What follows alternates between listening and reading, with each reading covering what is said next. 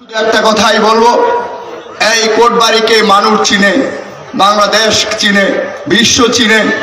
এই কোটবাড়ি কি জন্য বিখ্যাত এবং কোটবাড়ি থেকে কি এই এলাকায় আছে এবং কি করেছে, এবং তিনবারের সাবেক সংসদ সদস্য থাকাকালীন জননেতা মোল্লক চৌধুরী মনির ভাই এই এলাকাকে কিভাবে সাজিয়েছেন আপনারা আমরা সকলেই জানি। ইতিমধ্যে উনি বৃহৎ কিছু পরিকল্পনা এই অঞ্চল নিয়ে নিয়েছেন, বক্তব্যে বলবেন। আমরা আগামী 12 তারিখ যাতে কোনোভাবেই ভুল না করে, কোনোভাবে কারোর দ্বারা কোনো ধরনের কোনো ভুলে যাতে না যে একচ্ছত্রভাবে সর্বাধিকভাবে আমাদের এই প্রিয় নেতাকে এই এলাকা থেকে সংসদ সদস্য নির্বাচন করে সংসদে পাঠাবো ইনশাআল্লাহ।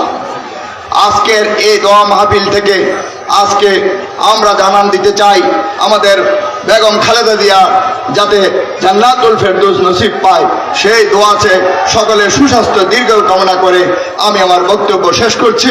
বাংলাদেশ জাতীয়তাবাদী দল জিন্দাবাদ, বিএনপি 24 নম্বর ওয়ার্ড জিন্দাবাদ জিন্দাবাদ। ধন্যবাদ আক্তার ভাইকে।